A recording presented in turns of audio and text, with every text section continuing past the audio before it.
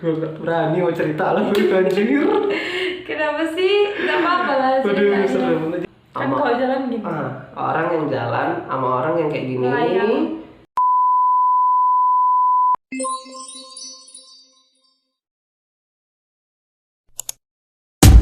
Hai guys, balik lagi sama Akil.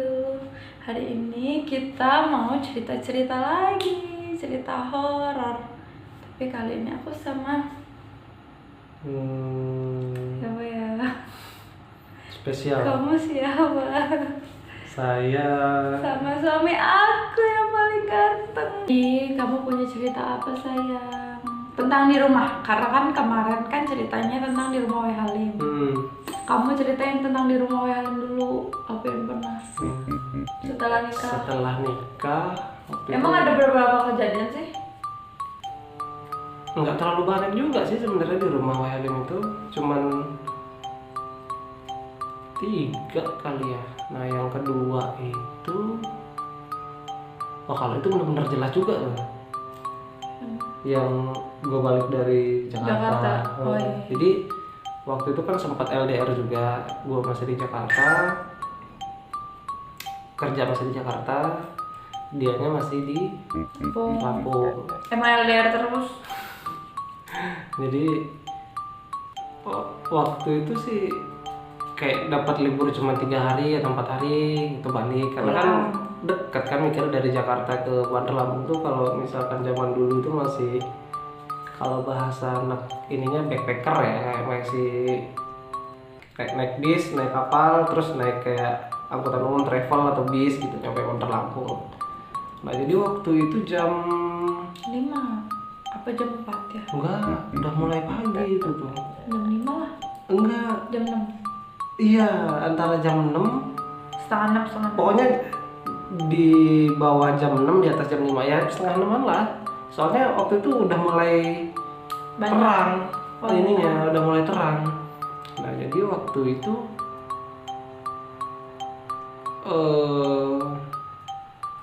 pas udah pulang itu memang sih keadaan capek sih memang waktu itu, namanya kita habis dari, walaupun udah biasa ya perjalanan dari Jakarta ke Bandar Lampung itu sampai rumah Wehalim itu pasti tetap ngerasain capek gitu. Cuman itu keadaan masih sadar sesadar-sadarnya, cuman memang capek aja gitu. Jadi ketika buka kunci, siapa yang buka pintunya? Gua lah. Masa sih? Ya gua. Oh ya. Ya pokoknya pintu rumah itu masih dikunci. Rolling? Gua yang bukain rolling tuh. Itu? Mm-mm. Oh iya Kak. Cuman kan gue masuk lagi. Pokoknya waktu itu dia tuh udah masuk aja, jadi Naruh tas dia karena dia cibingan dulu, cibingan apa ya? Dia bebersih dulu lah, cuci tangan, cuci kaki, cuci muka. Nah, jadi gitu. Depan rumah. Iya, jadi ketika buka pintu itu kan, buka pintunya kayak agak nunduk gitu kan, buka. Nah pas nengok itu kan, jadi posisi rumah Wehalim itu kan rolling kayak ruangan warung, baru pintu lagi kan, pintu mau masuk ke rumah utama. Kan, ke ruang tamu kan. Nah, jadi udah lewat rolling mau masuk ke pintu ruang tamu utama itu, memang kan aktivitas ibu itu kan pagi itu kan udah bangun, kadangan kan udah nyapu atau kadang udah nyuci, kadangan kan, walaupun cuma mungkin nggak banyak atau cuman nyuci biasa lah kayak gitu kan. Nah jadi yang dilihat jelas bener waktu itu, ibu itu kayak bawa cucian jalan dari kamar. Nah jadi kan kalau ruang tamu, terus kalau mau ke ruang belakang itu kan ngelewatin pintu lagi, ada pintu lagi. Jadi kayak ruang utama, ruang tengah, cuman kan nggak ada pintu ya ruang tengah kan? Ada pintunya, cuman emang nggak pernah ditutup pintunya. Ini yang mana loh? Yang ke dapur itu loh? Iya, pintu ke dapur tuh itu ada pintunya loh. Enggak loh, yang tengah itu. Iya. Yang ke TV loh. Sebelah TV kan? Itu ada pintunya ya. Itu ada pintunya. Pintu TV. Belakang TV. Belakang TV. Yang aku sering sundul-sundul itu loh. Ya itu ada pintunya bro. Masa sih? Itu ada pintunya, Oh cuman iya, emang nggak pernah ditutup. ada pintunya cuman nggak pernah ditutup. Nah, Sundul. nggak, jadi tuh di pintu itu kayak ada gantungan. Nah itu sering gue sundul-sundul tuh. Biar anaknya ketawa. Iseng aja. Nah, jadi ngelihatnya itu ibu itu keluar jalan mau ke jemur arah belakang, arah dapur, arah Terus ke sana. kalau mau ke dapur mau ke jemuran kan harus buka pintu dulu dong, ada pintu lagi dong. Nah, waktu itu nggak ada pikiran aneh-aneh, nggak ada pikiran apa ya, nggak ada pikiran, ya pokoknya nggak pernah ada pikiran negatif lah gitu. Jadi Oh, ibu mau ke belakang. wih, mikir kan ibu pagi-pagi banget udah jemurin apa ini, apa nggak capek apa nggak ini, mikir waktu itu masih gitu kan. Nah tapi ya udahlah, mungkin memang ibu udah kebiasaan apa namanya bangun pagi kali apa gimana gitu kan, sekalian mau buka warung atau mau ke pasar mungkin gitu kan dulu kan. Terus apa sih? Kucing. Terus nah kan dia udah masuk duluan tuh, masuk ke kamar, masuk lagi ke kamar ibu. Cuman anehnya itu kok ibu tidur, posisinya masih ada tidur di kamar itu. Karena kalau mau masuk ke kamar kita orang tuh ada 2 pintu. Bisa lewat pintu di belakang yang lewat dapur, atau masuknya lewat kamar ibu, masuk lagi ke dalam. Jadi kayak emang kamar gue tuh khusus sama ibu dibuat 2 kamar tapi ada pintu di tengahnya gitu loh. Gitu. Jadi emang itu khusus kamarnya untuk gua, karena dulu itu dari SD kan gua udah mulai tidur sendiri biar takutnya kalau ada apa-apa ibu bisa cepat nyamperin gitu kan. Jadi dia tuh masuknya lewat kamar ibu, dia ngeliat loh ibu tidur gitu. Terus gue bilang iya ibu tidur, kata dia. Loh yang ke belakang siapa gitu. Ya saya tidak tahu. Untung gak kamu ikutin. Nah iya itu dia. Biasanya soalnya dia ngintil sama mak gue biasanya. Itu dia yang bikin merinding lagi itu kan. Kalau yang pertama yang bikin merinding itu kan ketika kita udah nengok kambingnya nggak ada. Nah yang kalau yang ibu ini yang bikin merinding itu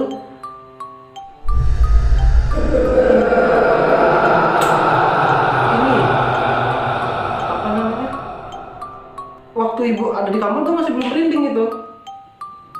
Yang bikin gue merinding itu malahan itu tuh hampir gue ikutin. Itu hampir gue ikutin karena gue mau salim biar gak kualat. Pasti gitu.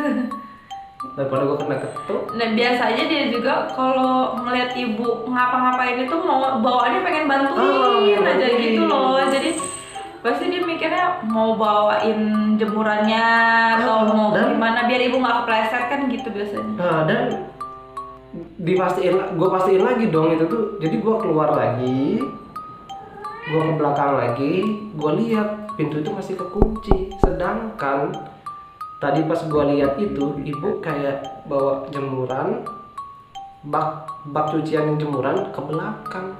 Ibu buka pintu nggak? Itu dia, udah merinding gua. Jadi dan setelah gua inget-inget lagi, itu bukan hari itu lagi ya, bukan besoknya lagi itu. Setelah gua inget-inget lagi, jadi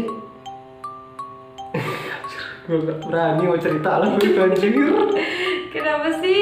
Gak apa-apa lah ceritanya. Aduh, seru. Jadi Slow. setelah Soalnya jadi lebih kucur daripada Mbak Erni sebenarnya. Jadi setelah diinget-inget, ibu itu keluar dari pintu itu beda. Orang yang jalan Kan kalau jalan gini. Orang yang jalan sama orang yang begini belok kanan. Nah, jadi pas gue pastiin itu, gue keluar lagi dan gue pastiin itu pintu itu masih kekunci. Dan gue tanya sama ibu, Bu, tadi ibu nyuci? Enggak, ibu dari tadi tidur, belum bangun. Orang ibu males bukain kamu pintu, ditambah gitu sama mak gue. orang kamu ngetok-ngetok aja ibu males bangun gitu. Karena emang biasanya kalau dia pulang kadang kan emak gue yang bukain bukan gue karena jadi gue malam. hampir selama seminggu itu gue masih berpikir jadi yang gue lihat itu siapa. Itu persis, itu jelasnya itu perwujudannya ibu. Tapi yang nggak jelas itu waktu itu yang gue lihat jalannya. Itu gue nggak jelas. Cuman yang gue pasti itu dia datar tuh kayak set gitu kan, karena kalau mau masuk ke apa namanya belakang kan lurus belok ke kanan. Jadi kayak set gitu. Nggak pakai buka pintu. Berarti nembus dong bro. Berarti nembus. Itu yang bikin gue merinding. Tapi ya nggak pernah dibilangin kan, balik lagi kalau di rumah itu tuh nggak pernah diganggu yang bagaimana paling ya gitu doang kan. Terus ini malah sama Mbak Erni. Oh iya yang di orang ribut. Ini malah ada Mbak Erni. Maghrib iya kan? Maghrib dong itu posisinya orang baru mau sholat maghrib, ibu mau mandi. Sholat maghrib ibu mandi mau sholat maghrib. Yang lu ngeliat ibu bawa sapu ke depan, Berni ngeliat ibu bawa kursi ke belakang. Iya kan? Gue lupa itu antara ibu ke belakang apa ke depan. Pokoknya dia ngeliatnya ke depan, Berni ngeliatnya ke belakang. Pokoknya iya ke depan ke warung. Karena kan ibu kalau biasa mau ke warung itu kan bawa sapu atau bawa air anget atau apa, ada yang dibawa ibaratnya kayak gitu kan. Jadi kita tuh kayak lagi tiduran gitu di ruang yang utama itu yang habis buka pintu itu. Lanjut. Nah jadi ya itu antara mau maghrib, iya kayaknya sih mau maghrib soalnya bayarnya mau sholat maghrib waktu itu. Jadi kita orang itu enggak ada yang dia sendirian di ruang TV. Kok sendirian, gimana sih, rame bro. Sama siapa? Iya ada Mbak Erni juga. Enggak, tapi kan Berni kan ngikutinnya dari luar. Iya, pokoknya gue itu di dalam ruangan itu nggak sendiri gitu. Dan lu juga, lu di mana? Enggak, gue lagi nenenin Raja. Iya lah. Iya. Ada siapa lagi waktu itu ya? Nggak ada, cuman gue keluar pas dia orang lagi ribut, yang lagi cekcokan. Enggak mbak, gue ngeliat ibu tuh ke depan bawa sapu. Enggak lo tuh, orang Berni ngeliat ibu itu ke belakang bawa kursi. Gitu ribut dari orang. Kata gue apa maghrib ribut, orang ibu mandi di kamar mandi kok, kata gue gitu. Nah itu yang itu kalau itu jadi gue lagi rebahan kayaknya. Iya lagi rebahan. Jadi yang gue lihat itu kakinya ibu iya persis sama yang waktu mau jemurin itu, ban perawakannya kayak gitu juga. Cuman gue itu nggak ngelihat dari badan ke sini ke atas, gue nggak ngelihat dari badan ke bawah, gue ngelihat. Oh lo ngeliat cuma karena dia tiduran di lantai tiduran sambil main game juga kan. Tapi kalau itu ngelangkah, memang gue itu ngelangkah. Nggak yang kayak datar, nggak terbang. Skateboard, iya nggak kayak orang main skateboard jalannya. Kalau ini ngelangkah, cuman bawa sapu memang. Nah yang bikin rancunya ini, yang lihat 2 orang, arahnya tapi beda. Bayangin ngeliat ibu masuk bawa kursi, dia ngeliat ibu keluar bawa sapu. Sedangkan ibu di kamar mandi lagi mandi. Ibu habis ngobrol sama gue di kamar. Jadi gue sama Mbak Erni itu Mbak, gue orang melihat ke depan. Oh enggak tuh, orang Mbak Erni ngeliat ke belakang kok katanya. Oh serius lagi Mbak katanya. Nah jadi perdebatan mau dimulai lah di situ ya. Itulah kalau cerita-cerita apa namanya pengalaman di rumah Mbak Halim itu sih. Tapi efeknya lagi kan lu ngeliat ibu dasar pakai dasar warna apa? Oh iya. Berni ngeliat dasar warna apa? Ibu pakai dasar warna apa? Kan gitu kan? Jadi yang dilihat itu berbeda gitu, maksudnya warnanya terus bawaannya sama arahnya, tapi ya ininya sama perwujudannya, mungkin ngapain ibu apa gimana gitu. Itu sih kalau pengalaman yang dialami di rumah Mbak Halim. Udah nggak ada lagi. Yang berkesan itu ya? kayaknya sih itu sih yang paling ini. Nggak tahu kok kalau di rumah WL mah udah kayak peren semua sama gue. Peren bro, perennya hantu. Aduh. Tapi gue ini kan termasuk orang yang apa ya, nggak yang terlalu berpikir sama hal-hal yang kayak gitu ya. Cuman ini sekeyakinan gue ya, itu dari yang pertama itu suara kuda itu gue yakin gue masih sadar dan itu jelas banget. Yang kedua yang ibu ke belakang nyuci baju itu pun itu jelas banget. Jelasnya itu masih ingat banget sama emang dia nggak tidur juga. Ibu. Dan itu tuh memang nggak masuk akal gitu. Kalau misalnya masa iya kita ngeliat dua orang terus tiba-tiba orang yang kita lihat ada di dalam. Terus yang ketiga ya itu juga ngelihat orang yang sama tapi orangnya nggak lagi di situ gitu loh. Nah itu yang menurut keyakinan gue sampai sekarang itu mau dipikirin secara logis itu nggak bakal bisa nggak ketemu nggak gitu ketemu. loh. Gimana ceritanya gitu loh, maksudnya kok bisa ada kuda jam-jam segitu terus bisa ngeliat orang yang sama sedangkan pas kita lihat orangnya ada.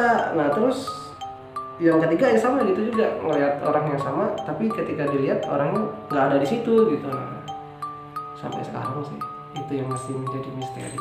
Tapi emang dulu dari zaman gue SD ya, katanya, gue balik lagi ke katanya emang di daerah rumah ibu tuh kan ada makam tuh dekat kuburan kan. Oh iya, jadi dekat kuburan itu angker banget katanya dulu.